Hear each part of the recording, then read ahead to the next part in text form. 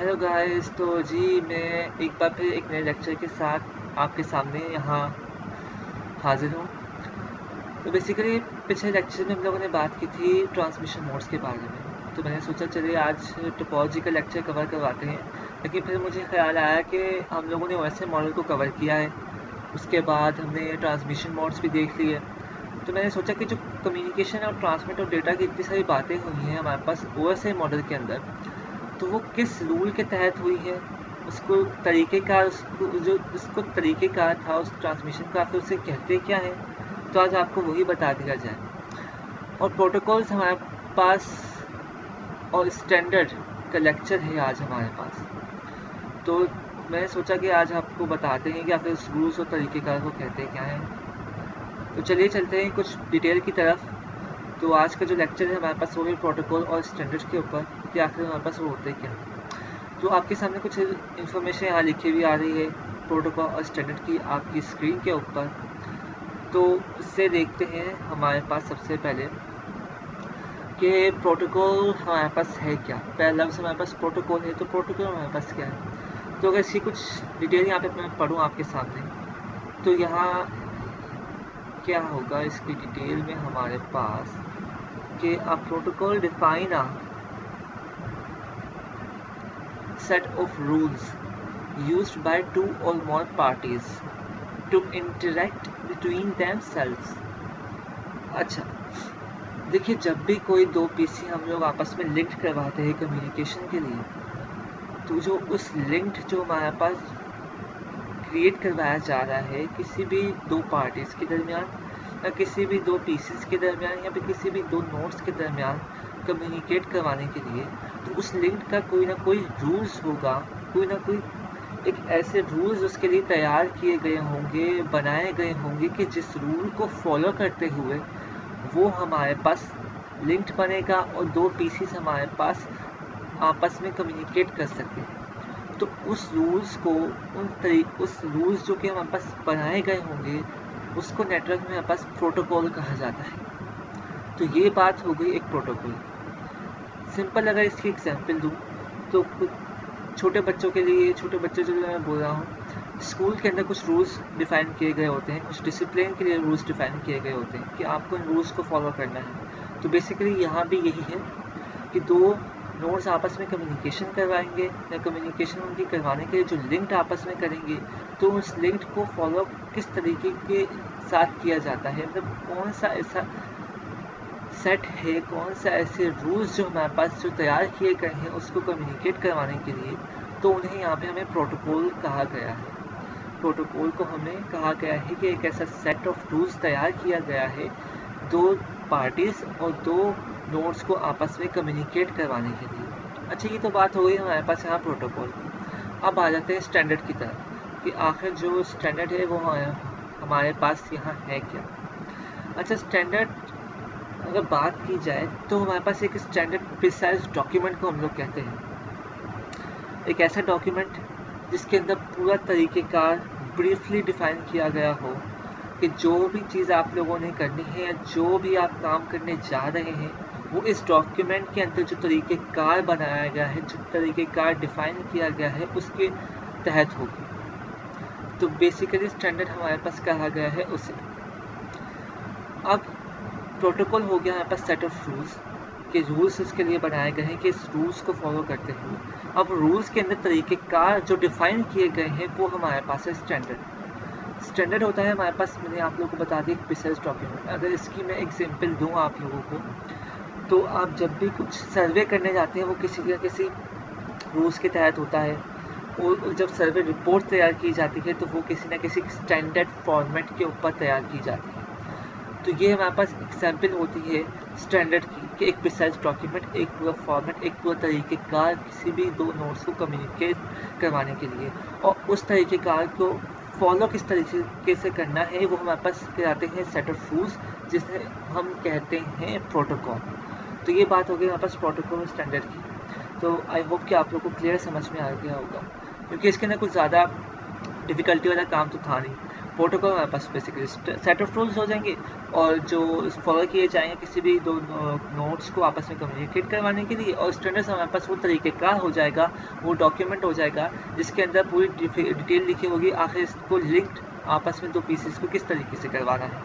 अच्छा, अब यहाँ पे नीचे कुछ आपको एक पिक्चर दिखाऊं मैं, यहाँ पे ये OSI मॉडल लेयर की, तो यहाँ पे हम लोग देख सकते हैं प्रोटोकॉल्स हमारे पास लेयर के अंदर जो इस्तेमाल हो रहे हैं। पहले ही हमारे पास फिजिकल लेयर है जिसके अंदर मैंने आपसे पहले भी कहा था कि वो इसका जो मीडियम होगा जिसके जरिए ट्रांसमिट होगी वो coaxial cable, fibre, wireless hubs और रिपीटर्स हमारे पास आ रहे हैं। डेटा लिंक लेयर में हमारे पास आ जाएगा ईथरनेट, PPP और स्विच और ब्रिजेस हमारे पास आ जाएंगे इसके अंदर। नेटवर्क लेयर के अंदर जो प्रोटोकॉल हमारे पास आएगा वो IP का आएगा, IGMP आएगा, ICMP आएगा, IPsec आ जाएगा हमारे पास। उसके बाद ट्रांसपोर्ट लेयर के अंदर जो हमारे पास एंड टू एंड कनेक्शन जो हमारे पास होता है, जो मैंने आपको बताया था प्रोसेस टू प्रोसेस डिलीवरी जिसके अंदर होती है, उसके अंदर हमारे पास दो प्रोटोकॉल इस्तेमाल में आते हैं सबसे ज़्यादा। पहला तो है TCP और दूसरा है UDP। TCP हमारे पास होता है ट्रांसमिशन कंट्रोल प्रोटोकॉल, और UDP हमारे पास है यूज़र डेटाग्राम प्रोटोकॉल। उसके बाद हमारे पास सेशन लेयर के अंदर API, सॉकेट और विंडसॉक आ जाते हैं। प्रेजेंटेशन लेयर के अंदर हमारे पास SSL प्रोटोकॉल आता है, SSH आता है, IMAP आता है, FTP फाइल ट्रांसफर प्रोटोकॉल जिसकी हमने बात की थी एप्लीकेशन में भी, वो यहाँ पे भी आ रहा है। MPEG आ जाता है, JPEG हमारे पास बेसिकली आपको नाम से जाहिर होगा, आपने जब कुछ पिक्चर्स होती हैं हमारे पास जो JPEG फॉर्मेट की होती हैं, और कुछ हमारे पास GIF फॉर्मेट की हमारे पास होती हैं, तो ये उससे आपको समझ में आ जाएगा। और बेसिकली ये फॉर्मेट एक होता है हमारे पास MPEG, कुछ वीडियोस के लिए कुछ डाउनलोड का आप लोग करते हैं, तो ज़्यादातर वीडियोस अगर नेट से आप लोग डाउनलोड करें तो MPEG की कुछ वीडियोस आपके सब पास डाउनलोड होकर आती हैं। उसके बाद हमारे पास एप्लीकेशन लेयर के ऊपर हमारे पास जो प्रोटोकॉल है वो हमारे पास HTTP। अच्छा, HTTP जो हमारे पास बहुत ही फेमस प्रोटोकॉल है, ये ब्राउज़र जो हमारे पास क्रोम पे होता है वो यूज़ करता है। HTTP की अगर फुल फॉर्म मैं कहूँ तो हमारे पास क्या आएगी, हाइपर टेक्स्ट ट्रांसफ़र प्रोटोकॉल, और FTP file transfer protocol, SSH और DNS हमारे पास आ जाएगा। अच्छा, ये सारे प्रोटोकॉल्स हमारे पास एक चार्ट था जो मैंने आपको दिखाया है कि हर लेयर के ऊपर उस हर प्रोटोकॉल का अपना एक मतलब काम है। अच्छा, TCP और अगर UDP की मैं बात करूँ यहाँ पे ट्रांसपोर्ट लेयर के अंदर, तो TCP जो हमारे पास वो ट्रांसमिशन जो डेटा की इंटरनेट के ऊपर होती है, बेसिकली वो इस प्रोटोकॉल के तहत होती है। यहाँ पे ये प्रोटोकॉल बहुत ही फेमस प्रोटोकॉल है, मैंने आपको पहले भी बताया। और इसके अंदर जो अगर इसके फीचर्स देखे जाए, इसके फीचर भी वही हैं हमारे पास जो ट्रांसपोर्ट लेयर के थे। ट्रांसपोर्ट लेयर के हमारे पास फीचर जो थे प्रोसेस टू प्रोसेस डिलीवरी हो रही थी, फुल डुप्लेक्स इसके अंदर आ जाएगा हमारे पास, कनेक्शन ओरिएंटेड हमारे पास इसके अंदर आ जाएगा, पोर्ट नंबर्स जो कि हमारे पास सर्विस पॉइंट एड्रेस भी जैसे हमने ट्रांसपोर्ट लेयर के अंदर बात की थी। उसके बाद फ्लो कंट्रोल भी इसके अंदर आ जाएगा, इसके फीचर इसके अंदर एरर कंट्रोल भी हम लोग पहले सब ये बातें कर चुके हैं, वो तो मैंने सोचा एक बार फिर मैं आपको बता दूँ। अच्छा, इसके अंदर एक नया जो है हमारे पास इसके फीचर्स के अंदर एक नई जो चीज़ हमारे पास आ रही है वो हमारे पास है कंजक्शन कंट्रोल। अच्छा, ये कंजक्शन कंट्रोल हमारे पास क्या करता है, कंजक्शन कंट्रोल की अगर बात, तो जो कंजक्शन कंट्रोल की जो बात करें हमारे पास, तो जो बेसिकली हमारे पास नेटवर्क पे जो ट्रैफिक आता है, बहुत सारी रिक्वेस्ट हमारे पास आ जाती है, काफ़ी सारे यूज़र जो है किसी सर्वर के ऊपर रिक्वेस्ट भेजना शुरू कर देते हैं काफ़ी सारी चीज़ों की एक्सेस करने के लिए। जो हमारे पास इंटरनेट पर जो ट्रैफिक आता है उसे कंजक्शन कंट्रोल जो है हमारे पास कंट्रोल करता है। अगर बेसिकली इसकी बात की जाए तो काफ़ी सारे सर्वर के ऊपर हमारे पास एक ही साथ काफ़ी सारी रिक्वेस्ट आ जाती हैं, तो वो सर्वर काफ़ी सारी रिक्वेस्ट आने की वजह से डाउन हो जाता है। तो उसको देखना, उस ट्रैफिक को मैनेज करना, उस ट्रैफिक को देखना बस कंजक्शन कंट्रोल के आता है अंदर, कि वो कंजक्शन कंट्रोल है हमारे पास उसे कंट्रोल करता है। अच्छा, ये बात होगी कंजक्शन कंट्रोल की। अच्छा, इसके अंदर एक और हमारे पास फीचर आ जाता है TCP के अंदर, कि यहाँ पास इसके अंदर नंबरिंग सिस्टम हमारे पास आ जाते हैं। नंबरिंग सिस्टम के अंदर हमारे पास 3 चीज़ें आती हैं, एक बाइट नंबर, एक सीक्वेंस नंबर और एक आता है एक्नॉलेजमेंट नंबर। अच्छा, नंबरिंग सिस्टम से आप नंबरिंग सिस्टम अगर मैं कहूँ तो बेसिकली आप लोगों के लिए क्या होगा कि अगर उससे मैं बताना चाहूँ तो वो यूँ कह सकता हूँ मैं कि नंबरिंग सिस्टम हमारे पास आप लोगों को पता होगा डेसिमल नंबर के बारे में, बाइनरी नंबर के बारे में और हेक्साडेसिमल के बारे में, ऑक्टल नंबर के बारे में। तो ये हमारे पास जो होते हैं नंबरिंग सिस्टम होते हैं। डेसिमल की बेस 10 होती है, बाइनरी की 2 होती है, ऑक्टल की 8 और हेक्साडेसिमल की 16 होती है, इनका 0 to 9 तक। और उसके बाद हमारे पास आता है A B C D E F तक में खासे जाते हैं वो।